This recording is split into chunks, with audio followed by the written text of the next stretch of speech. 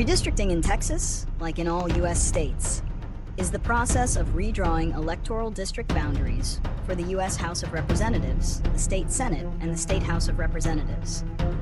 This crucial process occurs every 10 years, following the decennial U.S. Census, to account for population shifts and ensure districts have roughly equal populations, as mandated by federal law. Texas gained 2 new congressional seats after the 2020 census due to its significant population growth, bringing its total to 38 U.S. House seats. This increase intensifies the political stakes as these new districts, along with the redrawn existing ones, will shape the political landscape for the next decade. The Texas legislature, which is currently controlled by Republicans, is responsible for drawing these new maps. This legislative control allows the majority party a significant advantage to shape districts in ways that favor their electoral success, a practice known as gerrymandering. Gerrymandering can involve packing, where opposition voters are concentrated into a few districts to minimize their influence elsewhere, or cracking, where opposition voters are spread across multiple districts to dilute their voting power. The recent redistricting efforts in Texas have been highly controversial, with critics, including civil rights groups and Democrats, alleging that the maps are drawn to diminish the voting power of minority communities, particularly Hispanic and Black voters, who account for a large portion of the state's population growth. These challenges often lead to legal battles, with lawsuits alleging violations of the Voting Rights Act and other anti-discrimination laws.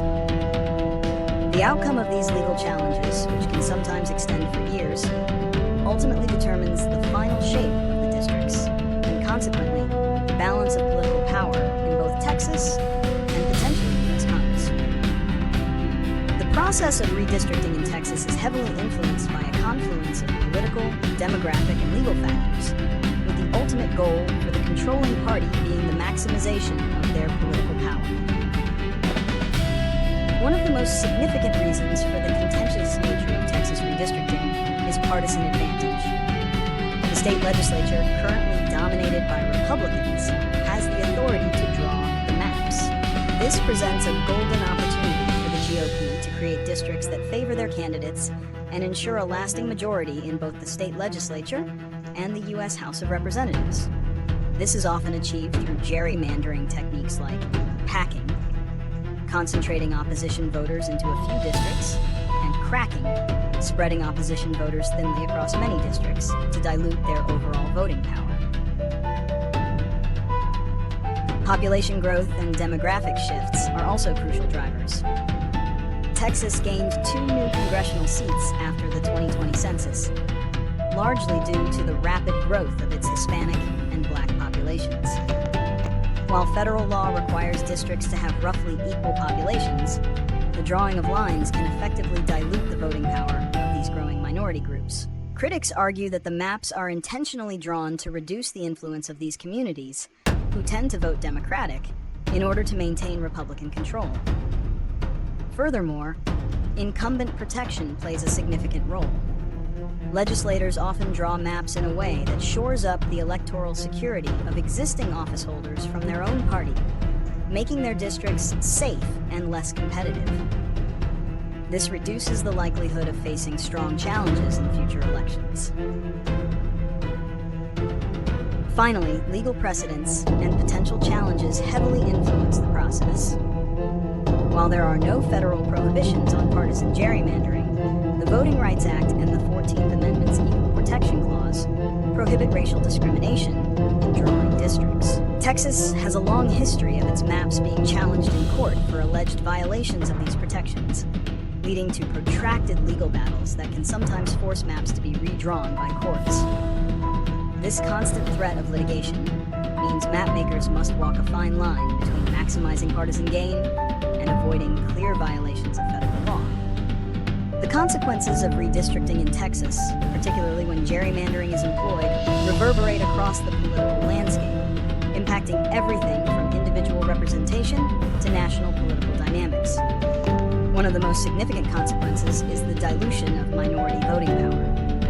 Despite Texas's substantial population growth driven largely by Hispanic and Black communities, gerrymandered maps can squeeze voters into a few supermajority minority districts, or crack them across multiple districts. This manipulation can effectively reduce their ability to elect candidates of their choice, leading to less representative governance that does not reflect the state's diverse demographics. This often sparks protracted legal battles, with civil rights groups frequently challenging the maps under the Voting Rights Act. Another major consequence is increased partisan polarization. When districts are drawn to be safe for one party, the real electoral contest shifts from the general election to the primary election. Candidates in safe districts are incentivized to appeal to the most ideologically extreme segments of their party's base, rather than seeking common ground or appealing to moderate voters.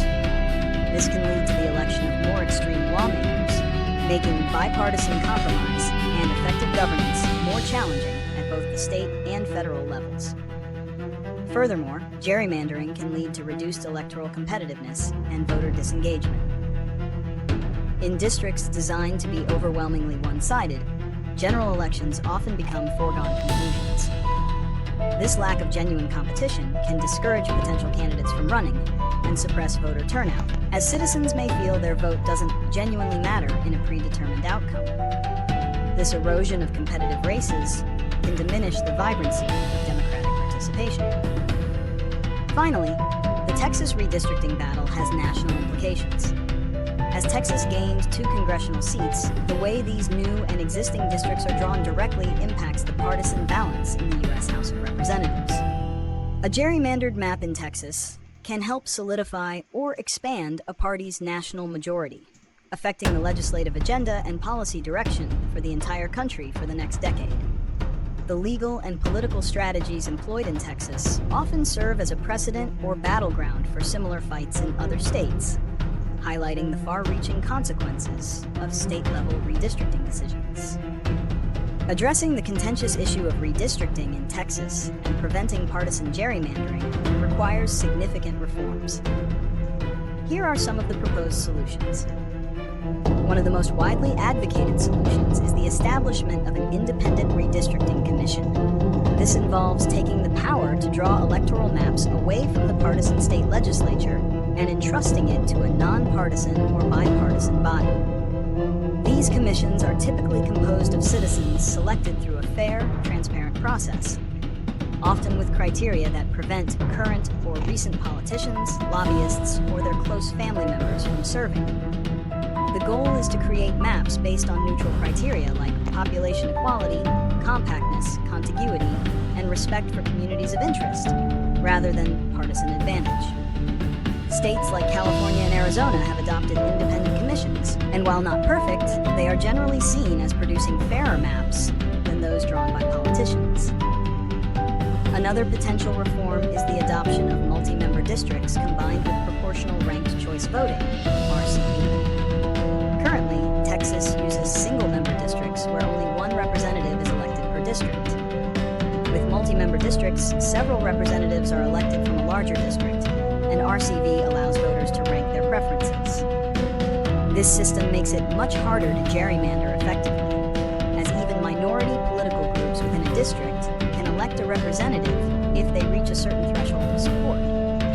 It also incentivizes candidates to appeal to a broader base, as they seek second and third place votes, potentially leading to more moderate representation and reducing polarization. Furthermore, stronger enforcement of existing federal laws, particularly the Voting Rights Act, VRA, is crucial. The VRA prohibits drawing districts in a way that dilutes the voting power of racial or ethnic minorities. Legal challenges to Texas's maps often hinge on alleged violations of the VRA. Consistent and robust judicial oversight, holding map makers accountable to these anti-discrimination provisions, can deter overt racial gerrymandering.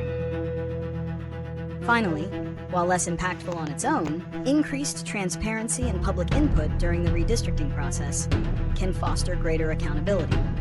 Requiring numerous public hearings, making map proposals easily accessible, and allowing ample time for public comment can put pressure on map drawers to consider community concerns over raw partisan gain. Implementing these solutions in Texas would require a significant political shift, as the current system benefits the party in power. However, they represent pathways to a more equitable and representative electoral system.